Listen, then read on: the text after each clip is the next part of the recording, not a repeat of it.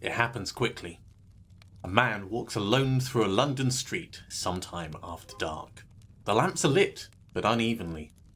Light gathers in small pools along the pavement, leaving the spaces between in partial shadow.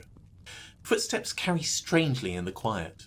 His own, and then, perhaps, another set behind him. He does not turn. There's no warning beyond a sudden pressure on his throat. An arm, or something like it, drawn tightly from behind. The body reacts before the mind can follow, hands rising instinctively, breath shortening, the world narrowing to a single immediate struggle for air. But this time, something resists. The pressure does not close. The force meets something unyielding, not flesh, but metal. The grip falters, adjusts, and fails to find purchase, and the moment, so often decisive, extends just long enough to break its hold. The attacker withdraws, or hesitates just long enough to allow for escape. It's difficult to say which in the dark. What matters is the man remains conscious, shaken but standing.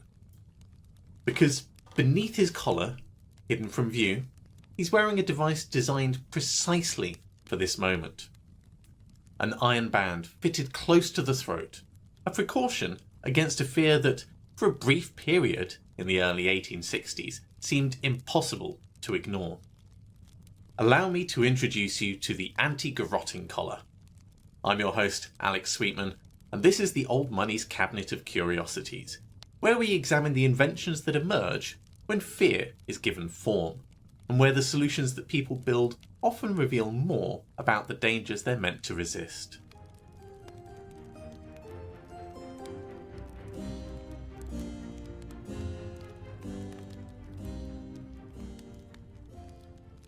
The Anti Garrotting Collar was, in its simplest form, a rigid band worn around the neck.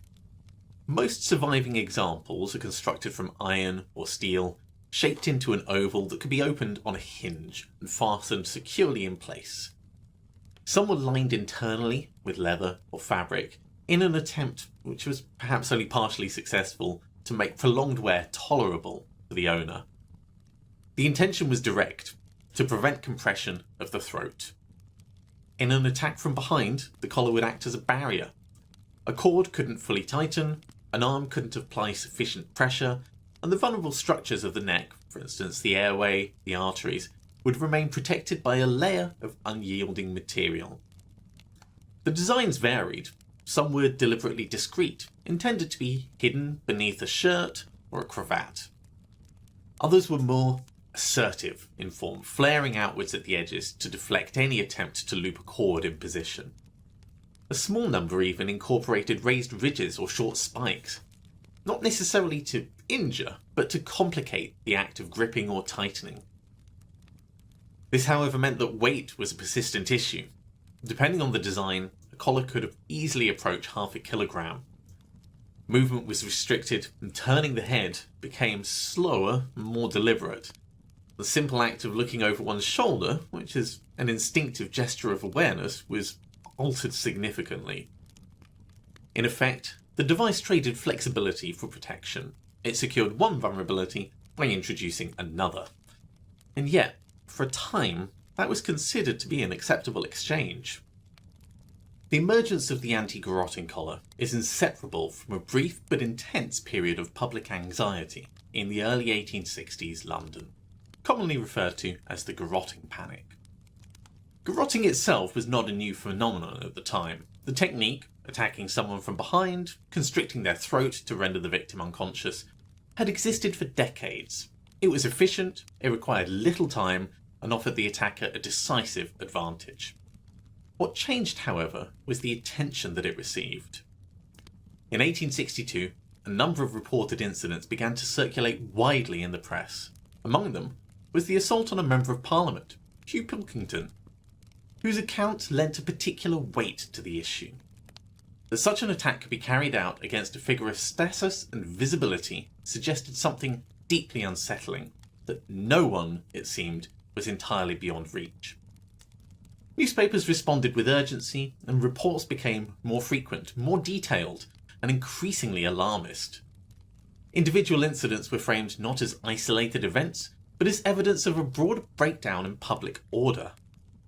Language that was used was hardened, garrotters were described not simply as criminals, but as symptoms of moral decay.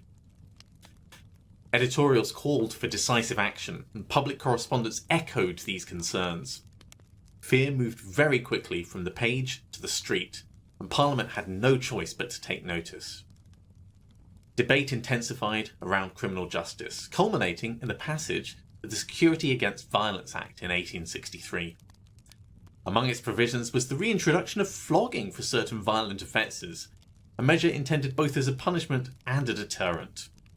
It was a visible response to a visible fear. And yet, the statistical reality was vastly less impressive. While garrotting did occur, it was not as widespread as the coverage suggested. The perception of danger had outpaced the measurable presence of it. But perception, once established, has its own momentum. To stoke the fire even further, London itself contributed to this shift. The city was expanding at an unprecedented rate. Railways connected distant regions, bringing unfamiliar faces into daily circulation. Streets grew more crowded, but also more anonymous. Gaslighting extended the activity into the night, illuminating some areas while casting others deeper into shadow. The once familiar rhythms of the city were changing, and in that change, something subtle was lost. The sense of knowing one's surroundings, of recognizing the people who moved within them. In its place came uncertainty, and uncertainty, when given a narrative, becomes something else entirely. The Anti Garrotting Collar was not merely a response to crime. It was a response to that uncertainty. At its most practical level, the device addressed a specific vulnerability. The throat, once seized, offered little resistance. To reinforce it, in purely mechanical terms, was a rational solution. But practical reasoning alone doesn't explain the collar's appeal, because the risk it addressed was for most people remote. What it offered instead was something less tangible and far more compelling: control. Mid-19th century Britain placed enormous value on composure. To move through the world with confidence, restraint, and self-possession was not simply desirable, it was expected. Public dignity was a marker of status, of reliability, of character. To be attacked from behind disrupted that entirely. It removed agency, it denied the opportunity to respond, and it reduced the individual to something passive, acted upon rather than acting. The humiliation of such an experience was, in many ways, as significant as the danger itself. The collar promised to prevent that moment. It suggested that you could anticipate the threat, prepare for it, and thereby retain control, even in the face of sudden violence. This was deeply reassuring, and the reassurance extended beyond the individual.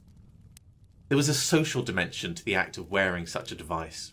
It signalled awareness, prudence, a willingness to engage with the realities of a modern city. In a culture increasingly shaped by self-improvement and personal responsibility, this mattered. If danger existed, then it was incumbent upon the individual to respond appropriately. And once a solution was available, once a device could be purchased and worn, the absence of that precaution began to carry its own implications.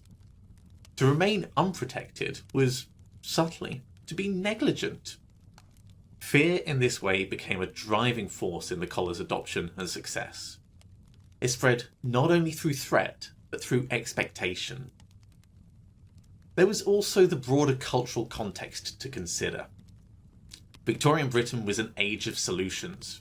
Engineering, industry, and science had transformed the physical world. Railways, sanitation systems, communications networks. Problems that had once seemed intractable were being addressed through design and innovation. It was natural then to extend this logic to personal safety. If disease could be managed, if cities could be organised, and if distance could be overcome, then surely violence too could be mitigated. The collar represented this belief. It reduced a complex social issue, a mixture of poverty, crime, urbanisation and perception into a single point of intervention. Protect the neck and the problem's solved. But human experience rarely conforms to such simplicity. Fear isn't confined to a single vulnerability. It shifts, it adapts, it finds new expressions. And in attempting to fix it in this place, the collar revealed something essential. That the desire for control, while understandable, often leads to solutions that are as symbolic as they are practical. Where anxiety takes hold, opportunity is rarely far behind. The Garrotting Panic of the early 1860s created not only concern, but demand. A demand for reassurance that could be purchased, worn, and relied upon. Inventors and manufacturers responded quickly.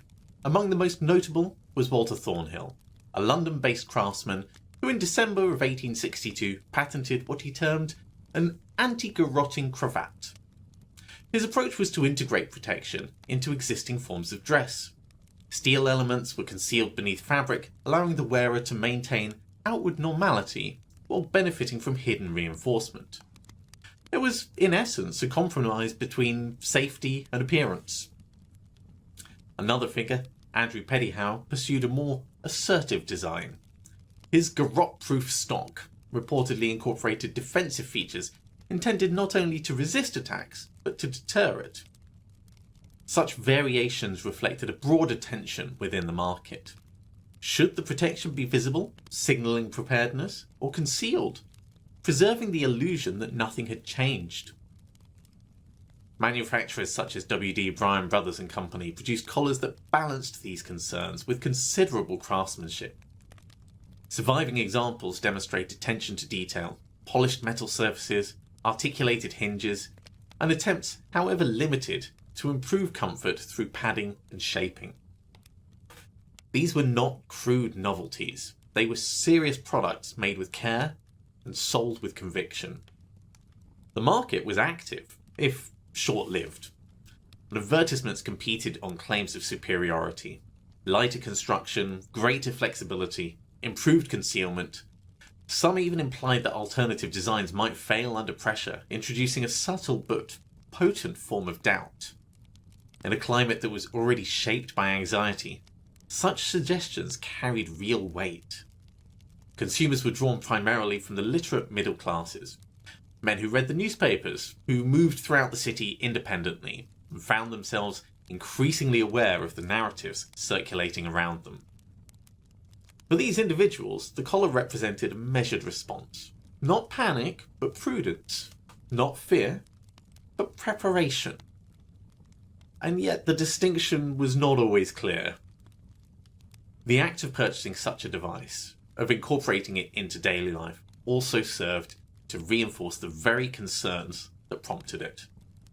The market in this sense didn't merely respond to fear, it sustained it. Each new design, each improved feature, each claim of greater effectiveness didn't resolve anxiety, it refined it. By 1863, the intensity of the Garrotting Panic had begun to diminish. Press coverage shifted, new concerns emerged to take its place, and the sense of immediate threat, once so vivid, began to recede into the background.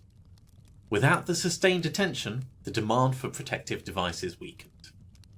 The anti-garrotting collar didn't fail in a dramatic sense. There was no singular event that exposed inadequacy, no widely reported incident that rendered it obsolete either. Instead, it became disproportionate. An object whose presence suggested a level of danger that no longer felt immediate or widely accepted. And in that shift, it became difficult to justify. To continue wearing it was to remain anchored to a fear that others had begun to move beyond. The device, once prudent, began to appear excessive. An excess, in a culture attentive to appearances, carries its own form of discomfort. Gradually, the collars were set aside, stored in drawers, or discarded. Repurposed for their materials even, and what remained were fragments, physical and historical, of a moment when the balance between fear and response had briefly tipped. The Anti Garrotting Collar offers no lasting legacy of innovation. It didn't transform personal safety, it didn't endure as a meaningful solution, but it reveals something more subtle, and perhaps that is more enduring. It demonstrates how quickly perception can reshape behaviour, how a limited number of incidents, amplified through communication and shared concern, can alter the way individuals move through the world. It also reflects a recurring human impulse, the desire to make uncertainty manageable, to identify a threat, isolate it, and address it through tangible means. To convert something abstract, fear, vulnerability, unpredictability, into something that can be held, worn, or controlled. This impulse is not misplaced, but it has its limits. The problems it seeks to address are rarely confined to a single point of failure. They exist within systems, social, economic, psychological, and by their very nature they resist simple solutions. The collar, in attempting to resolve one aspect of fear, revealed the persistence of the rest, and yet it would be a mistake to dismiss it entirely. Within its design lies a quiet sincerity, an effort, however imperfect, to respond to a changing world, to maintain a sense of order in the face of uncertainty, to preserve dignity where it felt increasingly vulnerable. And in that sense, the Anti Garrotting Collar is not merely an object of curiosity, it's a record of a moment when fear was not only felt but engineered, and of the enduring belief that with sufficient ingenuity, even the most intangible of anxieties might be held in place. And with that, we close the cabinet of curiosities until next time. Thank you as ever for joining me in this gallery of invention and unease. If you found something of interest in tonight's exhibit, do consider subscribing, or perhaps passing it along to a fellow traveller of the darker Victorian byways. These objects, strange as they may seem, rarely belong entirely in the past. As always, I remain your faithful guide. Farewell.